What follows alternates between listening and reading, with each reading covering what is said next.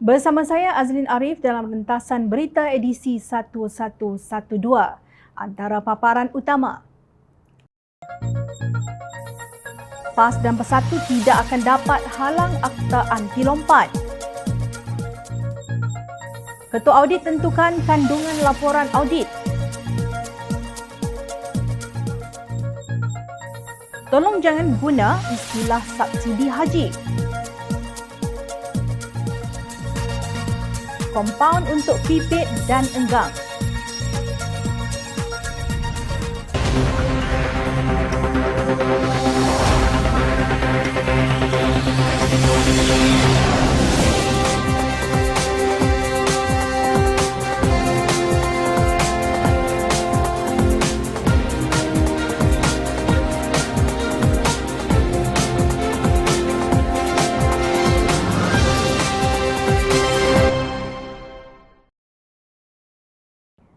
Assalamualaikum dan salam sejahtera.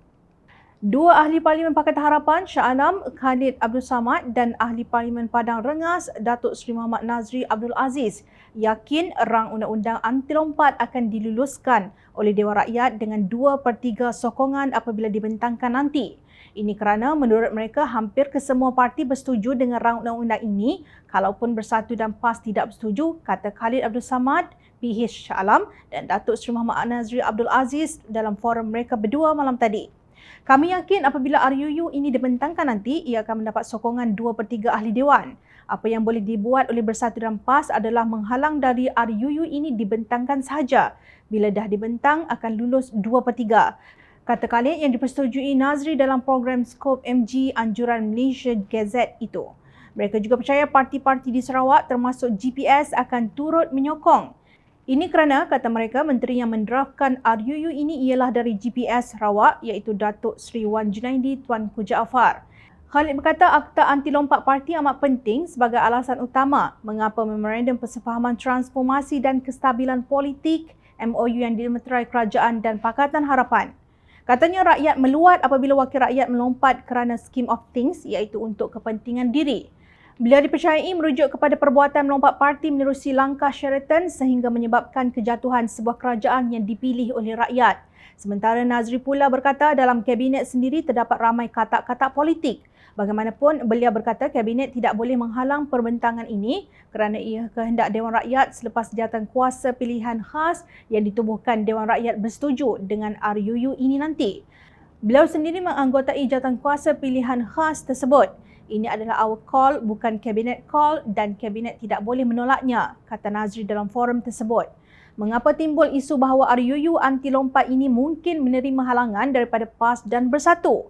Menurut laporan media, Presiden PAS Tan Sri Abdul Hadi Awan dilaporkan berkata, RUU anti lompat parti tidak perlu dilakukan secara gopoh, sebaliknya ia memerlukan penelitian secara menyeluruh. Katanya RUU anti lompat parti perlu pada penaksiran berdasarkan perjuangan untuk menyelamatkan rakyat dan bukannya diri sendiri.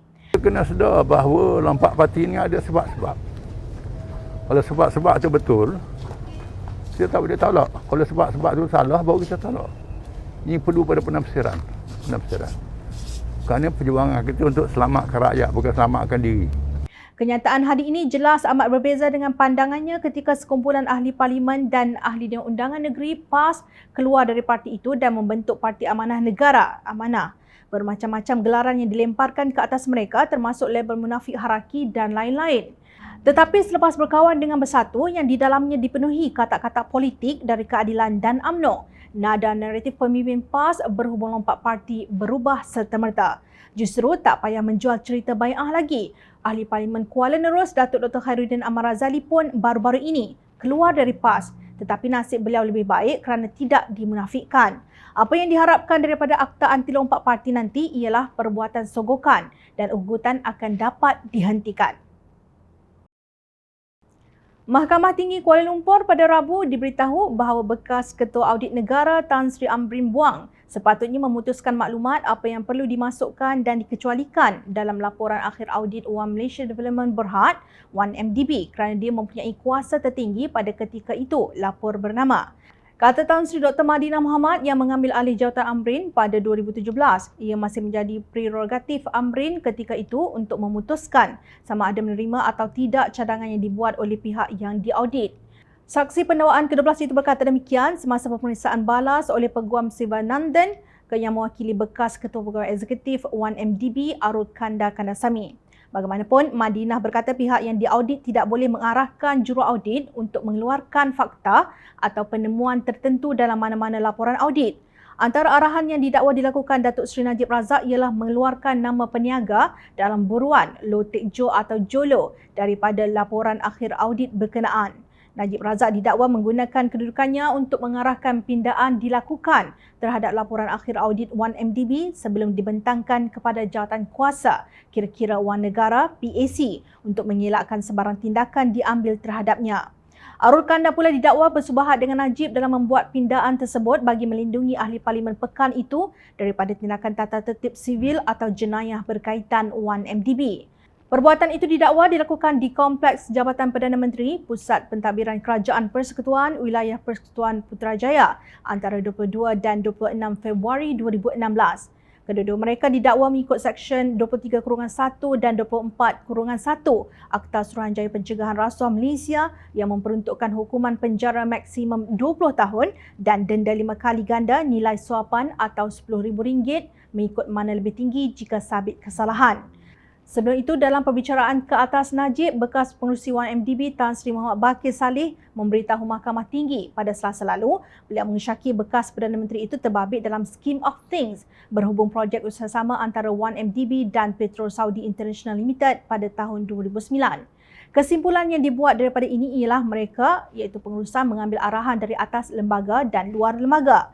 Katanya ketika pemeriksaan balas Peguam Tan Sri Muhammad Syafiq Abdullah yang bertanya kepadanya sama ada beliau berpendapat bahawa pihak pengurusan 1MDB sedang bersekongkol menentang lembaga pengarah lapor DH Markets. Muhammad Bakir juga saksi pendawaan ke-13 berkata ia bermakna pengurusan 1MDB mengambil arahan daripada JOLO berdasarkan cara pelaburan $1 bilion kira-kira 4.23 bilion ringgit itu dilaksanakan secara angkuh. Menurut laporan, menerusi arahan bekas Ketua Pegawai Eksekutif 1MDB, Datuk Syahrul Azral Ibrahim Halmi, 1MDB memindahkan $700 juta daripada pelaburan equity kerjasama bernilai $1 bilion itu ke dalam akaun milik Goodstar atas alasan PSI mengatakan bahawa Goodstar adalah gabungannya. Wang itu kemudiannya didakwa telah disedut oleh JOLO untuk memberi rasuah dan sogokan kepada ramai pegawai luar negara dan tempatan termasuk Najib. Syafiq bertanya kepada Muhammad Bakir berdasarkan apakah kesimpulannya dibuat. Beliau menjawab ia adalah berdasarkan keangkuhan pihak pengurusan dalam cubaan membolosi jalan mereka dan tidak mengambil kira pandangan dan arahan lembaga pengarah. Muhammad Bakir mengulangi kenyataannya ketika pemeriksaan semula oleh Ketua Pendakwa Raya Datuk Seri Gopal Sri Ram. Asas syakwa sangka anda adalah kepantasan cara ia dilakukan. Syarul menjadi pembelot. Dalam fikiran anda, dia tunduk kepada kuasa yang lebih tinggi. Soal Gopal Sri Ram. Muhammad Bakir menjawab, betul. Muhammad Bakir meletak jawatan pada 19 Oktober 2009 sebagai pengerusi 1MDB kerana beliau marah dengan keseluruhan perjanjian antara 1MDB dan PSI. Mujur masih ada penjawat awam yang berani dan jujur seperti Timbalan Ketua Audit Kewangan sekarang, Datuk Nur Sawani Muhammad yang menyelamatkan salinan asal laporan akhir audit 1MDB. Justru, hari ini kita tahu wujud dua laporan audit, yang satu laporan asal, yang satu lagi sudah dicemari dengan pindaan.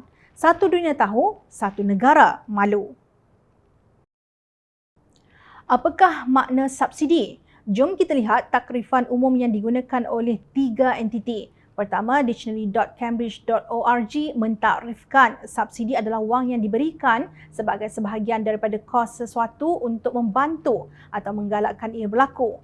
Maknanya subsidi sebagai bantuan kepada mana-mana pihak, tidak kira apa jenis perniagaan atau perkhidmatan yang diusahakan. Kedua, portal economictimes.com berkata subsidi adalah pemindahan wang daripada kerajaan kepada sebuah entiti. Ia membawa kepada kejatuhan harga produk bersubsidi. Definisi portal dari India ini bermaksud subsidi adalah tambahan wang kerajaan untuk mengawal peningkatan harga, contohnya harga minyak petrol, Ketiga, collinsdictionary.com pula mengatakan subsidi sebagai wang yang dibayar oleh kerajaan atau pihak berkuasa lain untuk membantu industri atau perniagaan atau untuk membayar sesuatu perkhidmatan awam. Definisi ini juga membawa maksud subsidi ialah bantuan kewangan. Maka penyerapan sebahagian kos haji disebut sebagai subsidi adalah berasaskan kepada takrifan umum tersebut.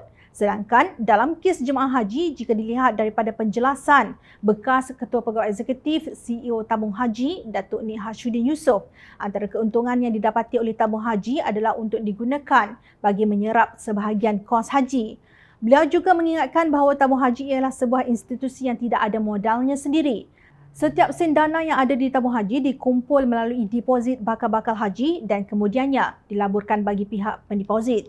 Maka setiap sen kos ataupun kerugian yang ditanggung hasil dari pelaburan tabung haji sebenarnya ditanggung oleh pendeposit, katanya dalam satu kenyataan.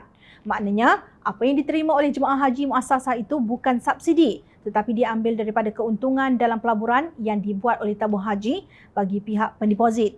Perkara ini tidak disebut oleh pengarah eksekutif tabung haji, Datuk Seri Said Saleh Said Abdul Rahman, semasa sesi temu bual ruang bicara bernama bertajuk Memahami Isu Kos, Bantuan dan Bayaran Haji baru-baru ini. Beliau memilih untuk bercakap mengenai punca peningkatan kos menunaikan haji bagi jemaah muassasah pada tahun ini yang disebabkan oleh inflasi, percukaian dan pihak lain di Arab Saudi. Said Saleh berkata tabung haji sudah mengumumkan agihan keuntungan kepada pendeposit dan ini jelas menunjukkan kedudukan kewangan tabung haji berada dalam keadaan baik. Menurut laporan, tabung haji menjangkakan kos menunaikan haji bagi seorang jemaah muassasah pada tahun ini meningkat kepada lebih RM25,000 iaitu peningkatan 12% berbanding RM22,900 pada 2019.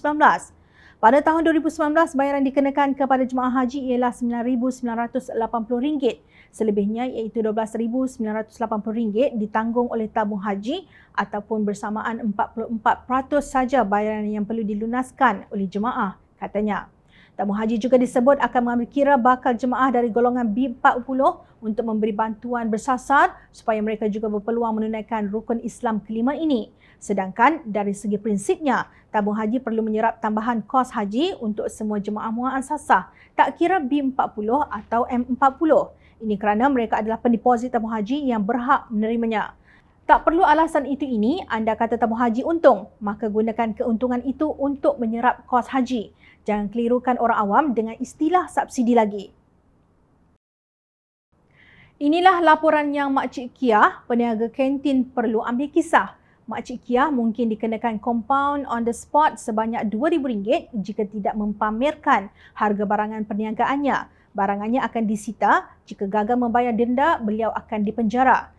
Tindakan kompaun diambil terhadapnya di bawah peraturan 3/1 Perintah Kawalan Harga Penandaan Harga oleh Penjual Runcit 1993, Akta Kawalan Harga dan Anti Pencatutan HAP 2011 iaitu gagal mempamerkan tag, label dan tanda harga pada barangan jualan bagi tujuan perdagangan.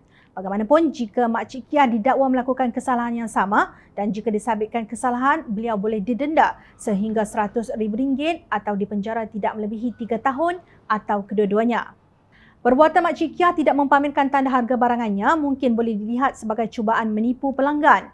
Ini kerana Makcik Kia boleh sebut harga yang berbeza kepada pelanggan yang berbeza. Bagaimanapun, penipuan Makcik Kia yang berisiko disumbat ke dalam penjara itu amat berbeza dengan nasib pengurusan atasan Serba Dynamic Holdings Sdn Bhd yang juga didakwa menipu. Baru-baru ini, Suruhanjaya Security Malaysia SC mengenakan kompaun maksimum terhadap Serba Dynamics Holding Berhad, Ketua Pegawai Eksekutif, CEO Pengarah Eksekutif dan 2 pegawainya sebanyak RM3 juta setiap seorang kerana mengemukakan penyata kewangan palsu kepada Bursa Malaysia Securities Berhad. Menurut SC, individu itu ialah CEO dan pengarah urusan kumpulan Serba Dinamik Datuk Dr. Muhammad Abdul Karim Abdullah, pengarah eksekutif Datuk Said Nazim Said Faizal, Ketua Pegawai Kewangan kumpulan Azhan Azmi serta Naib Presiden Akaun dan Kewangan Muhammad Hafiz Osman. Menurut SC, kompaun itu dikenakan dengan persetujuan bertulis daripada pendakwa raya dan selaras dengan kuasa di bawah Seksyen 373/1 CMSA. Muhammad Hafiz juga telah dikompaun sebanyak RM1 juta lagi saman maksimum yang dibenarkan kerana memalsukan rekod perakaunan syarikat subsidiari Serba Dynamic Sdn Bhd satu kesalahan di bawah Seksyen 368-1-B-I Akta Pasaran Modal dan Perkhidmatan 2007 CMSA. Ini berikutan keputusan pendakwa raya menerima representasi yang dikemukakan kepada Pejabat Peguam Negara oleh serba dinamik dan individu terbabit berkenaan pertuduhan yang belum diselesaikan di mahkamah. Katanya dalam kenyataan lapor bernama. SC berkata ini adalah kompaun maksimum yang boleh dikenakan di bawah Seksyen 369-A-B CMSA atas pengemukaan maklumat palsu dalam penyata kewangan syarikat. Serba dinamik dan individu terbabit telah dikenakan pertuduhan kerana mengemukakan penyataan palsu itu kepada Bursa Malaysia Securities Berhad pada 26 Februari 2021 berhubung dengan angka hasil sebanyak 6.014 bilion ringgit yang terkandung dalam laporan suku tahun bagi keputusan disatukan bagi suku tahun dan tahun berakhir 31 Disember 2020, katanya. Mereka dituduh melakukan perbuatan itu di Bursa Malaysia Securities Berhad, Bukit Kewangan pada 26 Februari lepas mengikut Seksyen 369-A-B dibaca bersama Seksyen 367-1 Akta Pasaran Modal dan Perkhidmatan 2007 CMSA yang boleh dihukum di bawah Seksyen 369 Akta sama. Seksyen itu memperuntukkan hukuman penjara maksimum 10 tahun dan boleh dikenakan denda tidak melebihi 3 juta ringgit jika sabit kesalahan. Tetapi sebenarnya melalui peguamnya boleh menghantar representasi kepada Peguam Negara. Bagaimana dengan Makcik Kiah? RM2,000 nilainya pasti amat tinggi bagi Makcik Kiah. Tetapi RM3 juta mungkin celah gigi sahaja bagi pengurusan atasan serba dinamik. Demikian senarionya apabila peniaga pipit dan enggang bertembung dengan undang-undang negara. Ingat, rakyat sentiasa memerhati. Teruskan bersama kami di Jom Channel dan layar reporterjomchannel.net untuk mendapatkan berita politik tanah air. Saya Azlin Arif, terima kasih. Assalamualaikum dan salam sejahtera.